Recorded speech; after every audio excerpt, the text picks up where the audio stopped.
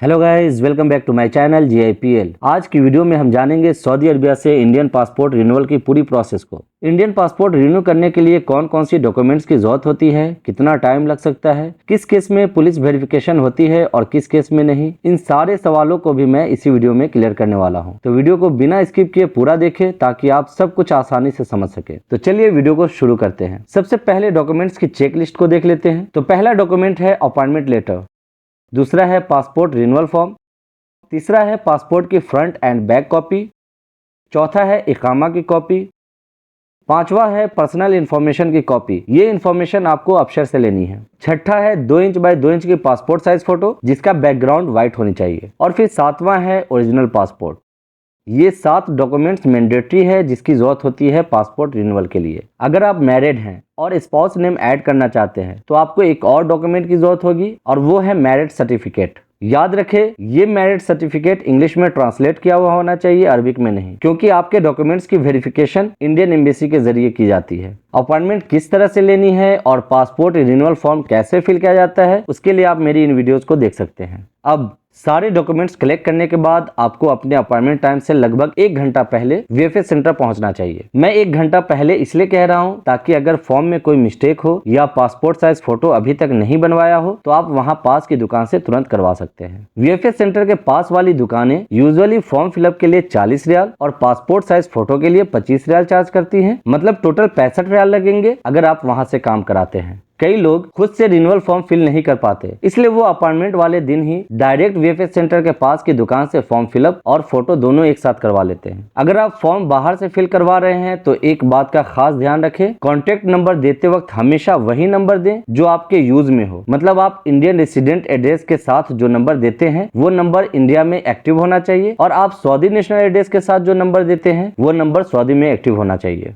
ये इसलिए जरूरी है क्योंकि पुलिस वेरिफिकेशन के दौरान कॉल आपके इंडियन नंबर पे आएगी और पासपोर्ट डिलीवरी के वक्त कॉल आपके सऊदी नंबर पे की जाएगी। अगर आपने डॉक्यूमेंट्स पहले ही चेक कर लिया है और आपको लगता है सब ठीक है तो आप 10 से 15 मिनट पहले भी जा सकते हैं। ये बेटर ऑप्शन है क्योंकि कैंडिडेट की एंट्री भी अपॉइंटमेंट टाइम पे ही ली जाती है, उससे पहले नहीं होती। अगर आप पहले VFS सेंटर पहुंच जाते हैं तो भी अंदर एंट्री सिर्फ आपके अपॉइंटमेंट टाइम पर ही मिलेगी, उससे पहले वो लोग एंट्री नहीं देते। इसलिए अगर आप जल्दी आ गए हैं तो आपको अपने टाइम का वेट करना होगा। VFS सेंटर में एंट्री के साथ ही आपको कुछ काउंटर्स मिल जाएंगे जहां आपके डॉक्यूमेंट्स वेरीफाई किए जाएंगे। अगर कोई डॉक्यूमेंट्स मिसिंग होगा तो वो आपको बता दिया जाएगा जिसे आप अरेंज करके फिर उसी काउंटर पे दोबारा वेरिफिकेशन के लिए जा सकते हैं। अगर सारे डॉक्यूमेंट्स ओके हैं तो आपको एक टोकन मिलेगा। इस टोकन के साथ अपने सारे डॉक्यूमेंट्स लेके सबमिशन केबिन के हॉल में चले जाएं और यही वेटिंग रूम में अपनी बारी का इंतजार करें। आपका टोकन नंबर आते ही आपका नाम और जिस काउंटर पे डॉक्यूमेंट सबमिट करनी है वो काउंटर नंबर अनाउंस किया जाएगा। तो अपने टोकन नंबर और डॉक्यूमेंट्स के साथ आप उस काउंटर पे चले जाएं। वहां पे आपसे ओरिजिनल पासपोर्ट के साथ सारी डॉक्यूमेंट्स ले ली जाएगी।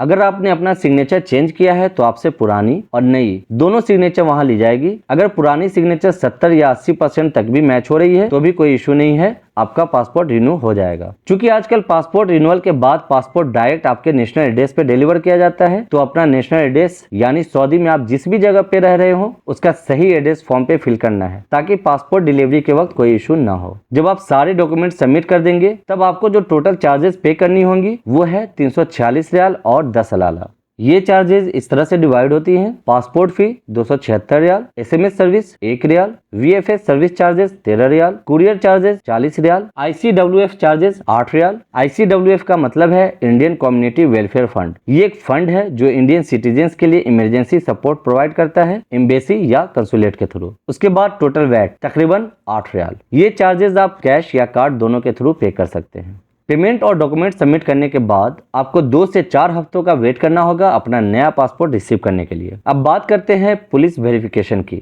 हर केस में फिजिकली पुलिस वेरिफिकेशन नहीं होती। कुछ केसेस में embassy consulate direct online verification कर देती है और पासपोर्ट प्रिंटिंग की परमिशन दे देती है। तो सवाल ये होता है कब ऑनलाइन वेरिफिकेशन होती है। अगर आपके पुराने पासपोर्ट की डिटेल्स सेम है नए पासपोर्ट में तो मोस्ट चांसेस है फिजिकली पुलिस वेरिफिकेशन नहीं होगी। अगर आपने सिग्नेचर चेंज किया है या स्पाउस नेम ऐड किया है तो भी वेरिफिकेशन ऑनलाइन हो सकती है। तो कब फिजिकली पुलिस वेरिफिकेशन होती है? अगर आप एड्रेस चेंज कर रहे हैं या अगर आप नाम में करेक्शन कर रहे हैं। ऐसे में फिजिकली पुलिस वेरिफिकेशन जरूर होती है। दोनों केसेस में वेरिफिकेशन होती है, बस ऑनलाइन वेरिफिकेशन में फिजिकली पुलिस चेक नहीं करती और ट्रेडिशनल वेरिफिकेशन में पुलिस आपके घर आके कंफर्म करती है। अगर आपके नाम पे कोई FIR रिकॉर्ड है तो ऑनलाइन वेरिफिकेशन के वक्त वो भी नोटिस किया जाता है, लेकिन पासपोर्ट रिन्यू हो जाता है एक सर्टेन टाइम के लिए। आने वाली वीडियोस में मैं आपको बताऊंगा कि पासपोर्ट सबमिट करने के बाद जब तक नया पासपोर्ट आपके हाथ नहीं आता, इस प्रोसेस में क्या क्या स्टेटस चेंज होते हैं और हर स्टेटस का मतलब क्या होता है। यानी कि आप समझ पाओगे कि आपके पासपोर्ट रिन्यूअल का काम अभी किस स्टेज पे कंप्लीट हुआ है। तो गाइस, वीडियो कैसी लगी कमेंट्स में जरूर बताएं। अगर वीडियो पसंद आई हो तो लाइक शेयर करें और अगर आप हमारे चैनल पे नए हैं तो सब्सक्राइब करना ना भूलें। तो मिलते हैं फिर नेक्स्ट वीडियो में, तब तक के लिए take care and bye bye.